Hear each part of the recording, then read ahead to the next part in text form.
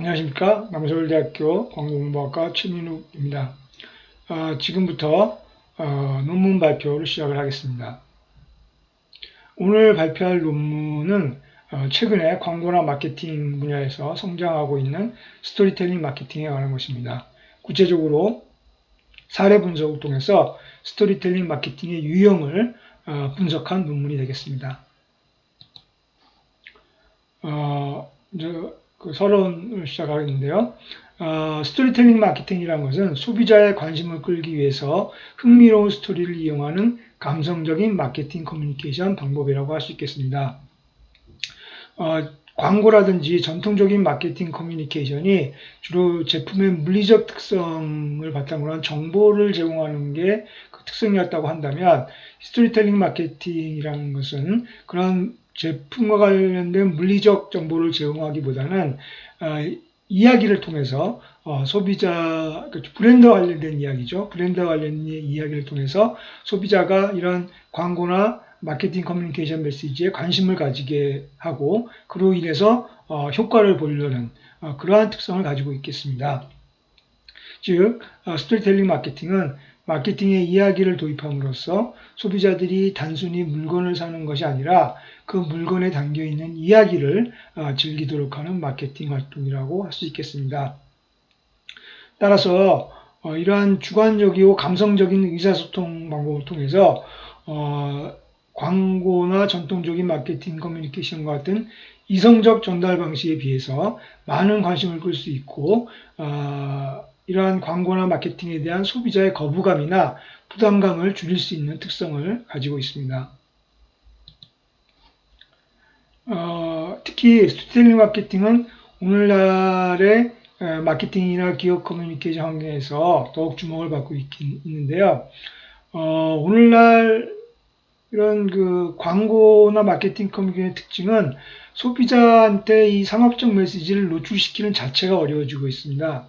즉, 그 이유는 광고 미디어, 인터넷이 활성화됨으로 인해서 광고 미디어 수가 너무 많아지고, 따라서 광고나 상업적 콘텐츠 수도 너무 많아지고, 또한 이런 그 커뮤니케이션 과정에 있어서 양방향성이 증대함으로 인해서 소비자의 능동성이 커지면서 소비자의 광고 회피가 더욱 가능해지고 많아졌다는 점, 이러한 점들 때문에 그 광고 메시지 노출 자체가 어려워지고 있는데, 반면에 스토리텔링 마케팅은 소비자로 하여금 광고를 비롯한 상업적 메시지에 주목하게 하는 특성을 가지고 있겠습니다. 또한 소비자가 흥미를 가지고 스토리텔링 메시지에 감성적으로 몰입함으로써 브랜드와의 관계가 강화될 수 있고요. 이는 궁극적으로 제품 구입과 같은 마케팅 목표를 달성하게 해주는 장점을 가지고 있습니다. 이렇게 스토리텔링 마케팅이 시장에서 중요한 마케팅 수단으로 성장하고 있는 상황에서 스토리텔링 마케팅에 대해서 보다 좀 체계적이고 구체적인 분석 및 연구가 필요한 시점입니다. 특히 이 본논문과 같이 사례 분석을 통해서 구체적인 스토리텔링의 활용 현황과 유형을 분석해 보는 것은 스토리텔링 마케팅 관련된 연구에 있어서 학문적으로나 실무적으로 큰 의미가 있다고 할 수 있겠습니다. 따라서 본 논문은 이러한 맥락에서 현재 마케팅 커뮤니케이션 수단으로 성장하고 있는 스토리텔링 마케팅의 특성과 유형에 관해서 분석을 하였습니다. 구성을 살펴보면 먼저 스토리텔링 마케팅의 개념에 대해서 살펴보았고요. 그리고 이런 광고 마케팅 환경의 변화 차원에서 스토리텔링 마케팅이 오늘날 왜 이렇게 성장하게 되어 있는지 그 배경을 살펴보았습니다. 이어 오늘날 이렇게 성장하고 있는 스토리텔링 마케팅의 특성과 효과에 대해서 살펴보았고요. 그리고 마지막으로 본 연구의 핵심인 스토리텔링 마케팅의 유형을 사례 연구를 통해서 분석을 하였습니다. 관련 연구를 간단하게 살펴볼 텐데요. 오늘날 소비자들은 제품의 실용적인 가치에 만족하지 않고 브랜드 자체에서 발산하는 상징적 가치를 통해서 자신의 정체성을 추구하는 특성을 가지고 있겠습니다. 이와 같은 맥락에서 최근 소비자의 구매 요인이 제품의 기능 중심에서 감성 중심으로 이동함에 따라서 스토리텔링 마케팅의 중요성이 더욱 부각되고 있습니다. 따라서 스토리텔링 마케팅의 가장 중요한 특징 중에 하나는 감성적인 것이라는 것이죠. 이렇게 스토리텔링 마케팅은 상품 그 자체에 대해 소개한다기보다는 상품에 담겨있는 의미나 개인적 이야기를 제시함으로써 몰입과 재미를 불러일으키는 주관적이고 감성적인 의사소통 방법이라고 할 수 있겠습니다. 스토리텔링 마케팅의 효과를 살펴볼 텐데요. 먼저 인지 차원과 그리고 태도 차원을 살펴보도록 하겠습니다. 광고를 비롯한 마케팅 커뮤니케이션은 소비자에게 메시지가 노출되지 않으면, 소비자가 그 메시지를 보지 않으면 효과가 발생하지 못합니다. 어떻게든지 소비자에게 메시지가 노출되도록 하고 이런 주의를 끌도록 해야지 의미가 있는데요. 하지만 일반적으로 소비자들은 광고를 잘 안 보려고 하죠. 반면에 스토리텔링 마케팅은 이야기를 통해서 소비자한테 재미를 주기 때문에 소비자들이 이러한 광고 메시지를 또는 상업적 메시지를 볼 수 있게 한다는 것이죠. 그래서 광고 노출이 보다 쉬워진다는 그러한 효과를 가지고 있고요. 또한 스토리텔링 마케팅은 소비자의 기억 속에도 오래 남아서 시간이 지나도 그 메시지에 대한 브랜드를 떠올릴 수 있도록 하게 됩니다. 스토리텔링 마케팅의 효과를 태도 측면에서 살펴볼 수 있는데요. 그 스토리텔링 마케팅은 전통적인 마케팅 커뮤니케이션에 비해서 소비자로 하여금 더 큰 감정을 형성하고 메시지에 쉽게 몰입하게 하게 됩니다. 따라서 스토리텔링 마케팅은 이야기를 통해서 브랜드의 상징적 가치를 소비자에게 전달하고 이로 인해서 소비자가 광고에 흥미를 느끼게 하고 광고나 상업적 메시지를 에 대해서 더 좋은 태도를 가지게 하고 결국은 브랜드에 대해서 더 좋은 태도를 가지게 하는 효과를 가지고 있겠습니다. 또 한 가지 중요하게 말씀드릴 것이 과거에는 스토리텔링 마케팅이 주로 구전을 통해서 전달이 됐는데 이 구전은 확산 속도에 한계가 있죠. 광고나 마케팅 커뮤니케이션 기본적으로 대량 생산, 대량 소비를 이끌어야 되기 때문에 결국은 많은 사람들에게 노출이 돼야 되는데 구조는 이런 한계가 있기 때문에 스토리텔링 마케팅이 좀 한계가 있었습니다. 하지만 오늘날 인터넷과 SNS가 발달하면서 이 구전이 바이럴 마케팅이 되면서 빠른 속도로 많은 사람에게 전달될 수 있는 것이 가능해졌죠. 이름으로 인해서 스토리텔링 마케팅이 매스를 확보할 수 있게 됐다는 것이 오늘날 이렇게 또 스토리텔링 마케팅이 활발히 사용되고 있는 중요한 이유라고 할 수 있겠습니다. 본 연구는 사례 분석을 활용을 했는데요. 사례 연구는 질적인 연구 방법의 하나로서 사회과학 분야에서 많이 활용이 되고 있습니다. 사회과학 및 경영학 등에서 통계적으로 의미 있는 결과를 얻어낼 수 없는 경우에 사례 연구는 유효하게 활용이 될 수 있는 연구 방법입니다. 자, 그러면 연구 결과를 간단하게 살펴보도록 하겠습니다. 먼저 그 스토리텔링 마케팅의 유형을 분류하는 기준을 정했는데요. 이러한 지금 이 분류 기준이나 그 분류 기준에 따른 각 유형은 전부 다 사례 분석을 통해서 도출된 것입니다. 그래서 본 연구를 통해서 결과를 통해서 스토리텔링 마케팅의 분류 기준으로서 원천, 미디어, 표현 도구가 도출이 되었습니다. 먼저 원천인데요. 원천이라는 것은 브랜드 스토리의 근원이라고 할 수 있겠습니다. 즉 브랜드 스토리를 어디에서 가지고 왔는가라는 의미가 되겠는데요. 사례 분석 결과 스토리텔링 마케팅의 원천으로 세 가지 유형이 도출이 됐습니다. 하나는 브랜드 자체의 히스토리, 두 번째는 소비자의 경험담, 세 번째는 브랜드 스토리의 창작 유형으로 분류가 됐습니다. 첫 번째 원천의 유형으로 브랜드 자체의 히스토리입니다. 브랜드 자체의 히스토리는 제품이나 창업자 등 브랜드와 관련된 히스토리를 스토리텔링의 원천으로 활용해서 마케팅을 펼치는 방법으로서 대표적인 스토리텔링 마케팅의 원천이라고 할 수 있겠습니다. 브랜드 히스토리는 대부분 사실에 기반해서 이루어지고요. 따라서 다른 스토리텔링 마케팅 원천과 비교해서 더 생생하게 소비자에게 와닿고 그 효과도 크다고 할 수 있겠습니다. 특히 스토리텔링 마케팅의 성공에 있어서 스토리와 브랜드의 관련성이 중요한데 브랜드 자체의 스토리를 원천으로 하는 경우에는 스토리와 브랜드의 관련성이 매우 크기 때문에 그 마케팅 효과가 크다고 할 수 있겠습니다. 브랜드 자체 히스토리의 유형을 로 선정한 사례는 에이덴 밥이라는 향수 브랜드가 되겠는데요. 이것은 대량 생산되는 향수라기보다는 그 니치 향수라고 할 수 있겠는데요. 살펴보면 1937년에 미국의 한 대학생이 프랑스에 여행을 갔습니다. 그런데 여기서 여행지에서 프랑스의 귀족 출신 향수 감정가를 만났습니다. 그 사람은 다양한 향수를 만들었지만 판매는 하지 않았죠. 취미 같은 형식으로 향수를 만들었었는데요. 미국 청년은 그 향수가 마음에 들어서 그 귀족에게 샘플을 팔아달라고 요청을 했지만 귀족은 팔지 않겠다고 해서 그 미국 젊은이는 향수 샘플을 받아왔습니다. 그래서 휴가를 마치고 미국 젊은이가 미국으로 돌아왔는데 그 샘플에 대한 반응이 너무 좋아서 그 프랑스 귀족에게 그 8개의 샘플과 제작이 허락이 된다면 밥을 위한 또 다른 샘플을 보내달라고 요청하였습니다. 여기서 이제 이 스토리의 그 재미가 있는데요. 바로 여기서 밥이라는 게 그 미국 청년의 동생인데 그 사람이 바로 케네디 대통령이었습니다.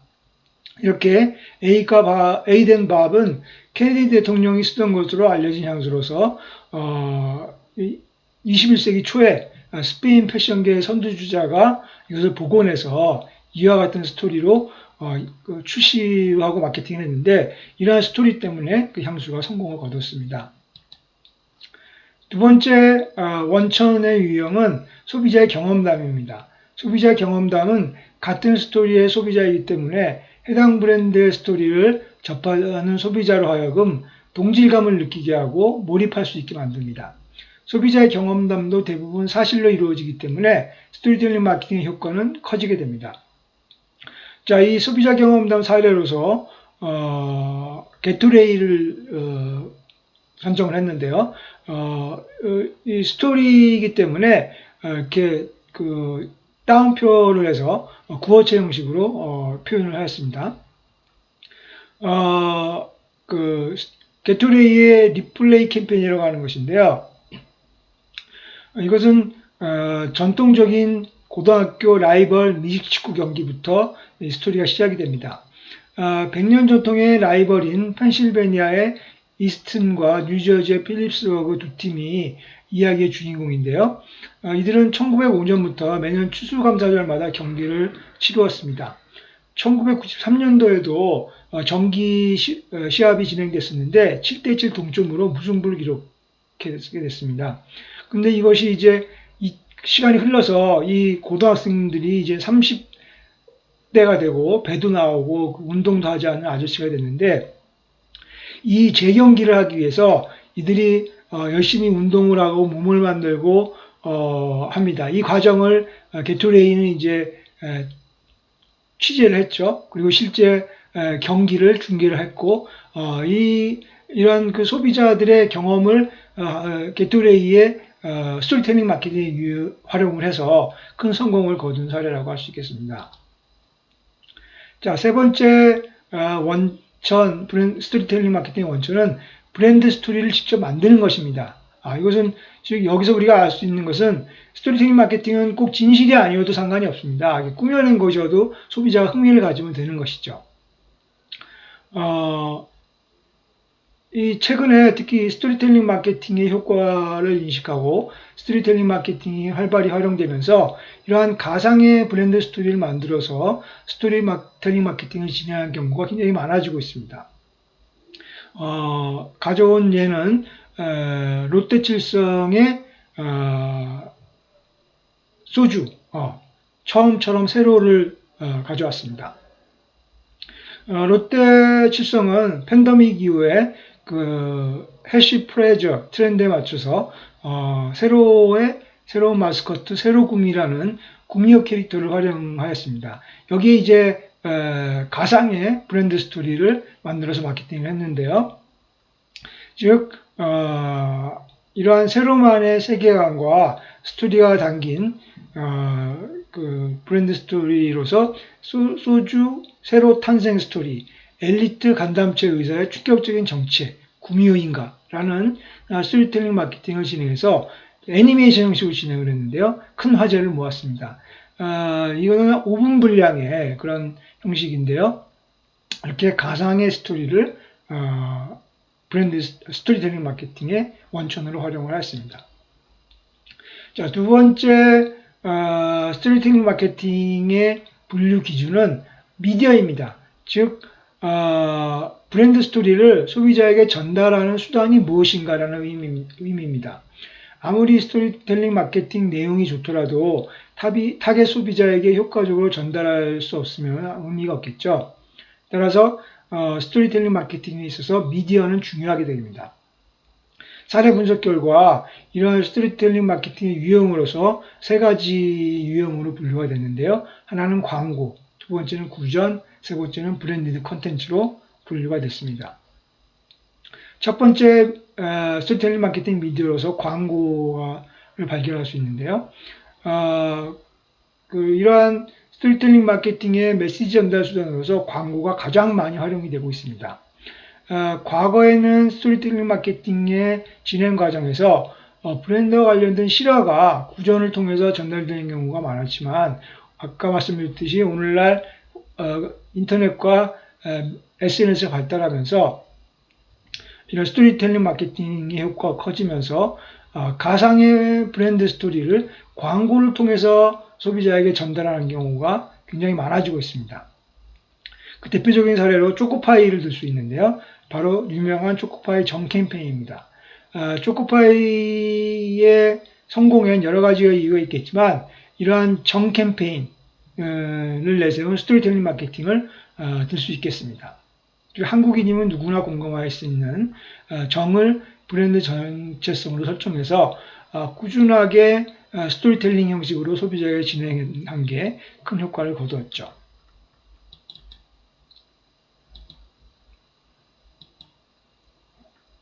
두 번째 스토리텔링 마케팅의 미디어는 구전입니다. 구전은 가장 초기에 스토리텔링 마케팅에서 많이 활용된 미디어라고 할 수 있는데요.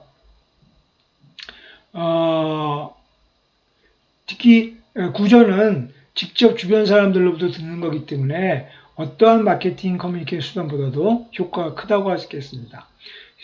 이 구전의 예로서 유명한 생수 브랜드 에비앙을 들 수 있겠습니다. 그 에비앙은 이런 에비앙의 성공에 있어서 구전을 활용한 스토리텔링 마케팅이 큰 효과를 거두었는데요. 그 내용은 프랑스 혁명이 일어났던 1789년에 신장 결석으로 고생하던 레세르 후작이 에비앙이라는 프랑스 마을을 방문했고 그곳에 거주하면서 친구인 카샤라는 사람의 정원에서 나오는 지하수를 주기적으로 마심으로써 신장 결석이 완치되었다고 합니다. 이 소식이 전해지면서 의사들이 약으로서 에비앙 생수를 처방을 해주기 시작했는데요. 이후에 나폴레옹 3세와 황후 역시 이 물을 굉장히 애용했다고 합니다.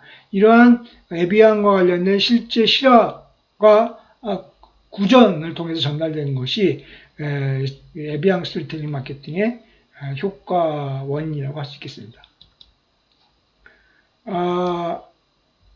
세 번째 스토리텔링 마케팅 미디어로서 광고와 구전 외에 브랜디드 컨텐츠를 들 수 있겠습니다. 브랜디드 컨텐츠는 제목 그대로 브랜드화된 컨텐츠죠. 즉 원래 기존에는 예를 들어서 1박 2일이라고 한다면 50분 1박 2일이 컨텐츠고 나머지 5분이나 10분이 광고인데 소비자들이 컨텐츠만 보고 광고를 안 본단 말이죠. 그러다 보니까 광고를 컨텐츠처럼 재밌게 만들어서 나온 소비자한테 전달하는 게 바로 브랜디드 컨텐츠인데요. 이렇게 브랜디드 컨텐츠는 주로 이성적인 제품 관련 정보를 전달하기보다는 소비자가 보기 원하는 감성적인 컨텐츠로 전달된다는 점에서 스토리텔링 마케팅 메시지를 전달하기에 적합한 미디어라고 할 수 있겠습니다. 또한 3분 이상의 긴 분량이 가능하기 때문에 스토리텔링 메시지를 광고에 비해서 보다 긴 호흡으로 전달할 수 있는 장점이 있겠습니다. 대표적인 브랜디드 컨텐츠 미디어를 활용한 경우로서 LG전자의 트롬 세탁기를 들 수 있는데요. LG전자는 2019년에 세탁기사 50주년을 맞아서 원로 배우인 최불암 씨를 모델로 해서 한국인의 세탁, 한국인의 밥상을 참고로 한 거겠죠.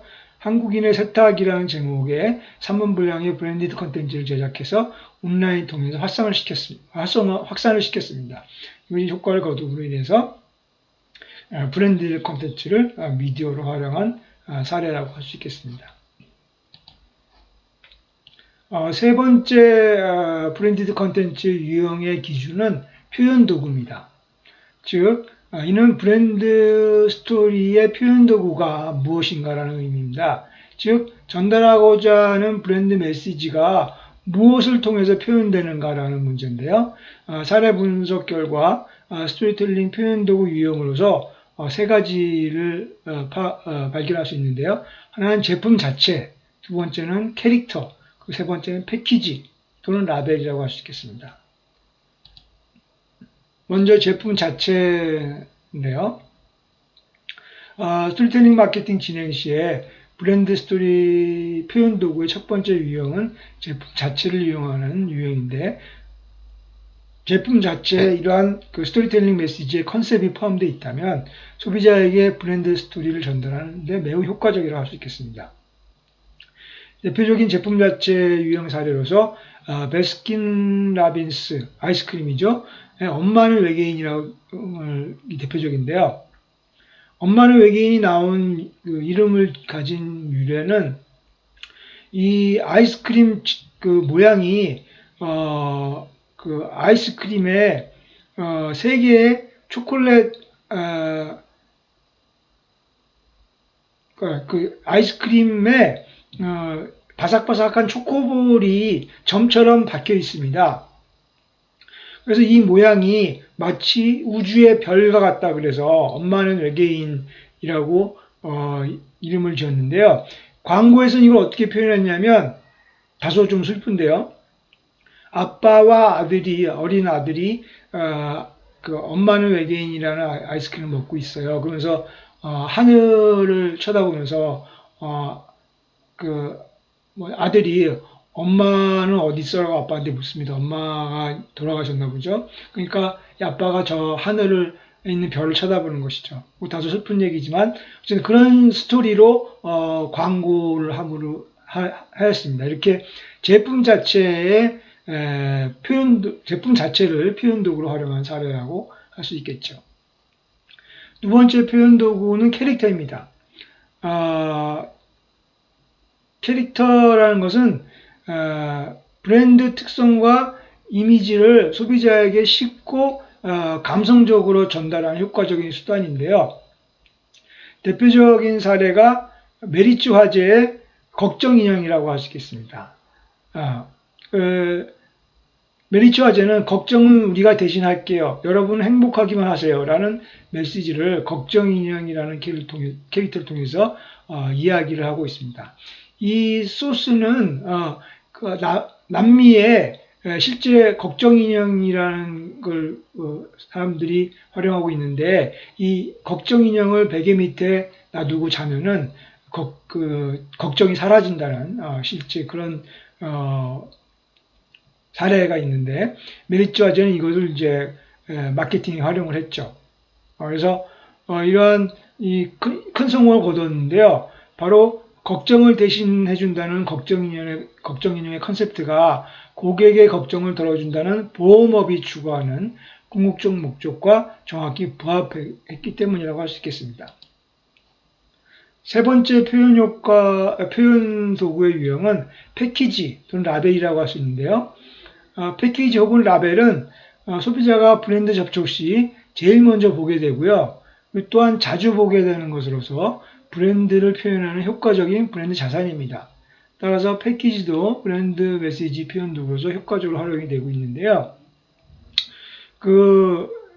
이 유형의 사례는 글라스 오브 비타민 워터라고 할 수 있겠습니다.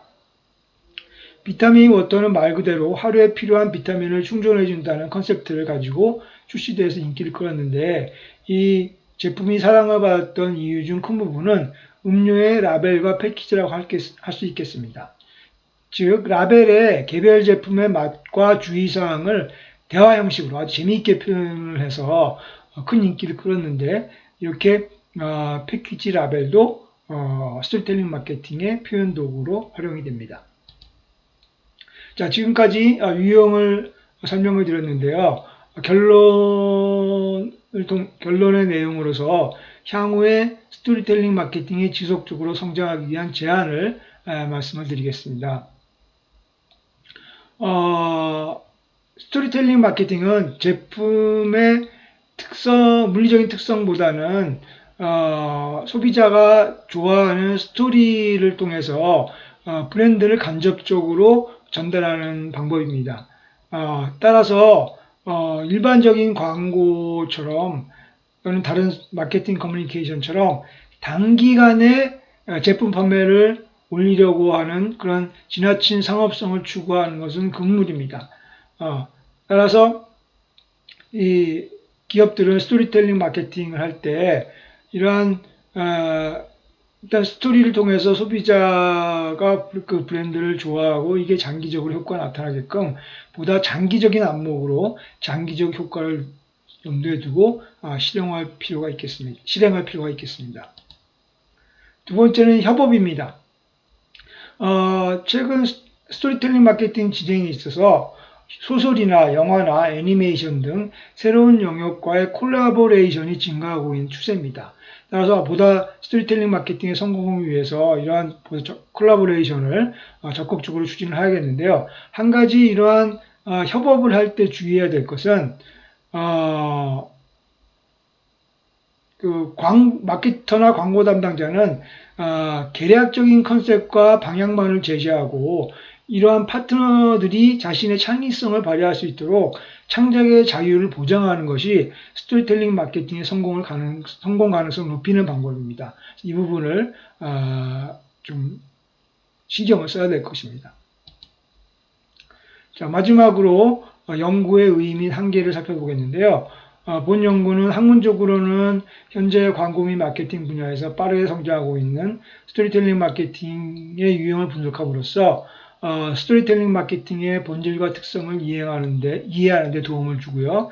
이를 바탕으로 향후 스토리텔링 마케팅 연구의 깊이와 넓이를 확장하는 의의가 있겠고요. 실무적으로는 현실적인 사례 분석을 통해서 스토리텔링 마케팅을 분석하고 유형을 이해함으로써 향후 실무에서 스토리텔링 마케팅 진행 시 참고할 수 있는 의의가 있겠습니다.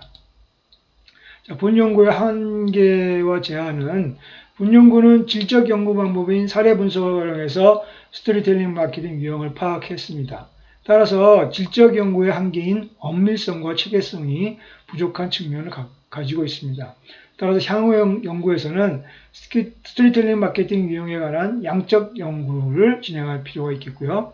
또한 본 연구는 사례 분석을 통해서 스토리텔링 마케팅의 유형을 파악하는 것이 목적이었기 때문에 특정 사례에 대한 구체적인 분석이 이루어지지 못한 측면이 있습니다.